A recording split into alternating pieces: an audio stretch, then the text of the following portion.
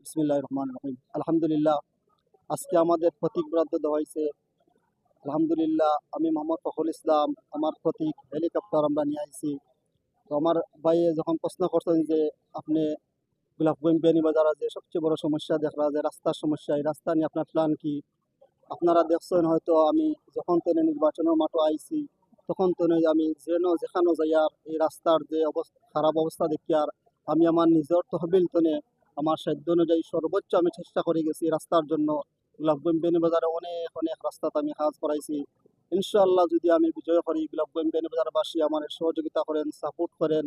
গোলাপগঞ্জ বেনিবাজারে অনেক মানুষ প্রবাসী আছেন, সবে যদি মিলিয়ে আমার সহযোগিতা করেন, ইনশাআল্লাহ আমরা আপনার এটা আশ্বাস দিতে পারবো যে এই গোলাপগঞ্জ বাজারের প্রত্যেকটা রাস্তা ইনশাল্লাহ আমরা সর্বোচ্চ দিয়ে আমরা ভালো করার চেষ্টা কাজ করার চেষ্টা করবো ইনশাল্লাহ। গোলাপগঞ্জ বাজারের সর্বস্তরের জনগণ আলহামদুলিল্লাহ আমাদেরকে যে ভালোবাসা দিচ্ছেন, যে সাপোর্ট দিচ্ছেন, আমরা প্রত্যেকটা গ্রামে গঞ্জে যখন যাই আলহামদুলিল্লাহ মানুষরা যে ভালোবাসা দেখাচ্ছেন, আমাদের মনে হয় এই দীর্ঘ 54 বছর যত ইলেকশন হয়েছে গোলাপগঞ্জ বাজারও যত প্রার্থীরা বিজয় করিয়া গেছেন সবর রেকর্ড ভাঙ্গিয়া সর্বোচ্চ ভোট দিয়ে আমরা বিজয় করবো ইনশাআল্লাহ। এমনকি আমাদের গোলাপগঞ্জ বাজারে প্রত্যেকটা ঘরে ঘরে প্রবাসীরা আছেন, প্রত্যেকটা প্রবাসী ভাই বোনেরা আমাদেরকে যে সাপোর্ট দিচ্ছেন আলহামদুলিল্লাহ আমরা অনেক খুশি।